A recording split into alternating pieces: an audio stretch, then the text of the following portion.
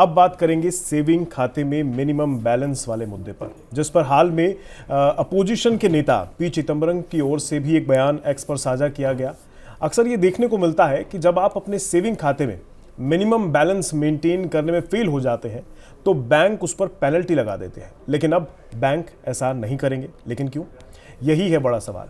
क्या बैंकों को किसी बात का डर सता रहा है जिस कारण से ऐसा कदम उठाया जा रहा है? चलिए समझते हैं इस पूरे मामले को और क्या कुछ हो रहा है बैंकों में, क्या हलचल चल रही है और आपको इससे क्या फ़ायदा होने वाला है, ये समझते हैं। सर, मेरा पहला इसमें जो सवाल है वो ये कि सरकारी बैंक सेविंग खाते रखते हैं, लेकिन पिछले कुछ टाइम से, इनफैक्ट मैं तो बहुत समय से देखता आ रहा हूँ कि अगर मिनिमम बैलेंस मेंटेन नहीं किया तो उस पर फिर वो जो है पेनल्टी लगाना शुरू कर देते हैं और वो आपको जब भी डालोगे तो उसमें से कट भी जाएगी। बिल्कुल।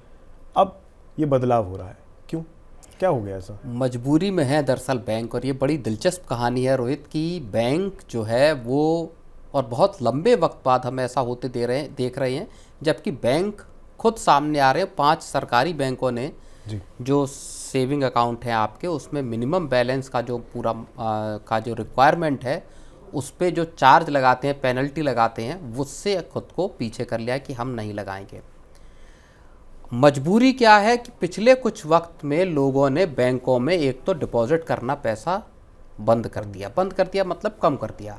बहुत जो पहले डिपॉजिट ग्रोथ आती थी वो बैंकों की डिपॉजिट ग्रोथ नहीं है, और इसको लेके बैंकों में खलबली पिछले 1-1.5 साल से मची हुई है।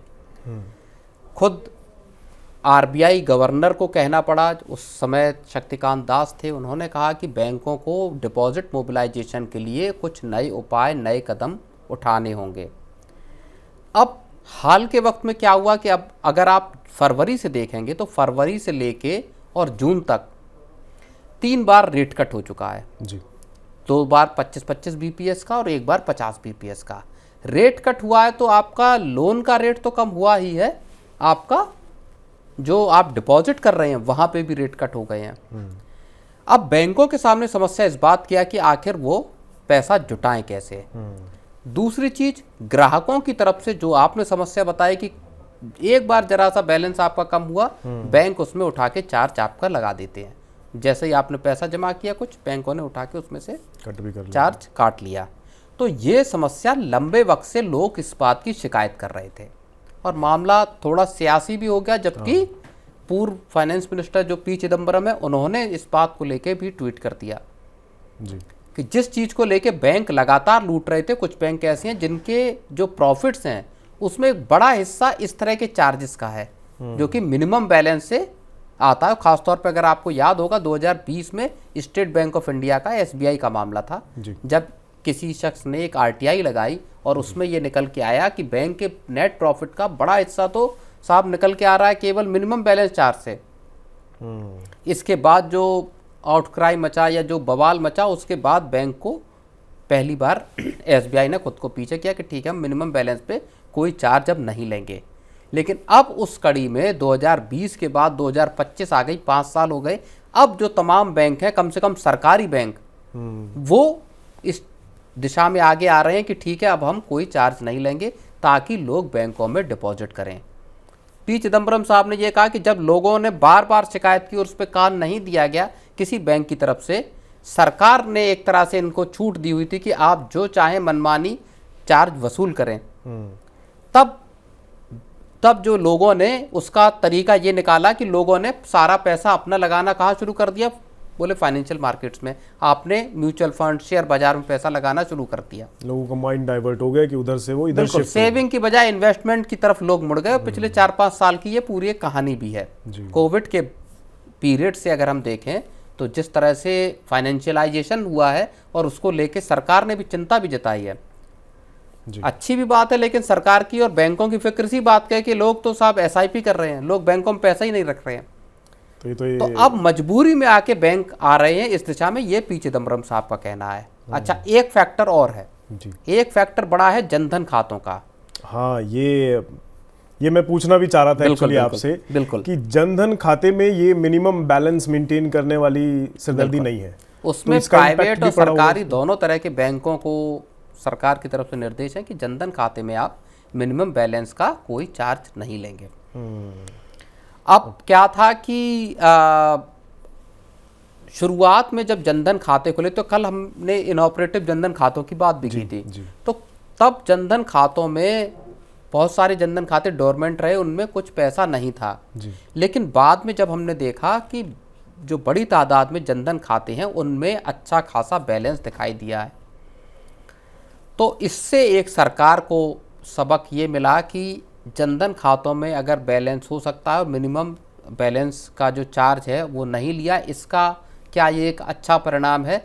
ऐसा सरकारी हलके में इस बात के संकेत गए। तब शायद सरकार ने अब जो फाइनेंस मिनिस्ट्री के अफसरों के साथ जो बातचीत हुई है, जो उनकी तरफ से निर्देश आए हैं, उसमें इन बैंकों से कहा गया है कि वो आखिर मिनिमम बैलेंस का चार्ज क्यों ले रहे हैं, इसका क्या फ़ायदा हो रहा है, तो ऐसी क्या ज़रूरत है कि आप मिनिमम बैलेंस पूरा नहीं हो रहा तो उस पर आप एक चार्ज लगा रहे हैं। बेसिकली वैसे सर देखा जाए, जाहिर तौर पर बैंक्स में जो जिन पे पैसा है तो वो तो प्राइवेट बैंक्स में भी है, बिल्कुल। तो इन बैंकों में या खासकर सरकारी बैंकों में ऐसे लोग हैं जो हो सकता है मिनिमम बैलेंस मेंटेन ही नहीं कर सकते, और अब जनधन खाता में अगर वो अपना अकाउंट खोल पा रहे हैं तो यहाँ तो डिपॉजिट करेंगे नहीं। और अगर प्राइवेट बैंक भी देती है मिनिमम बैलेंस से छूट का, जनधन खाते तो हैं ही, इसके अलावा जैसे सैलरी अकाउंट है जी, वहाँ भी आपको मिनिमम बैलेंस नहीं रखना। उसके अलावा कुछ लोग जैसे आप मान लीजिए एक सर्टेन अमाउंट की एफडी करते हैं, अलग अलग ऑफर है, उसमें भी आपको मिनिमम बैलेंस रखने की ज़रूरत नहीं होती है। तो ऐसा नहीं है कि केवल सरकारी बैंक ही दे रहे हैं, प्राइवेट बैंक भी देते हैं। तो अब सरकारी बैंकों को ये समझ में आ रहा है कि अगर आपको डिपॉजिट चाहिए आम लोगों के, तो आपको अपनी स्ट्रेटजी बदलनी होगी। आपको थोड़ा सा आम आदमी को उसको मिनिमम बैलेंस, जो कि एक बेसिक रिक्वायरमेंट है कि जहां आप पैसा पार्क कर रहे हैं, अगर आपका बैलेंस मान लीजिए कुछ वक्त के लिए कम हुआ जो आपने तय कर रखा है, तो आप उस पर चार्ज लगाएंगे। तो सरकार की तरफ से अब निर्देश बैंकों को एक तरह से आ रहे हैं कि आप इस चीज़ से दूर हटें, और आम आदमियों के लिए, आम लोगों के लिए कम से कम ये एक बहुत बड़ी राहत की बात होगी अगर 5 बैंकों के बाद अब और बैंक भी इस दिशा में आगे बढ़ते हैं, और ऐसा होने की संभावना काफ़ी है। जी सर, एक चीज़ और कि अभी जैसा कि अभी आप जिक्र कर रहे थे कि इससे बहुत आप कह सकते हैं बैंक्स के पास इस वजह से पेनल्टी वाले हिस्से से पैसा बहुत सारा आता था, अगर यही चीज़ वो कट डाउन कर देंगे तो कमाई का सोर्स हट जाएगा, तो बचा क्या? और क्या क्या ऑप्शन हैं? बैंकों के पास कमाई के सोर्सेज बहुत हैं, पर मेन इंटरेस्ट इनकम बैंकों की मुख्य कमाई का जरिया है। अब चीज़ें बदल गई हैं या पहले से थे? नहीं, बैंकों के पास कमाई का देखिए सबसे मुख्य जरिया है कि आप क्रेडिट बांटते हैं, क्रेडिट पे जो ब्याज मिलता है आपको, तो नेट इंटरेस्ट इनकम बैंकों की सबसे बड़ी कमाई का एक सोर्स होता है। तो चार्जेस लेना बैंकों की कमाई का हिस्सा वैसे आइडियली नहीं है।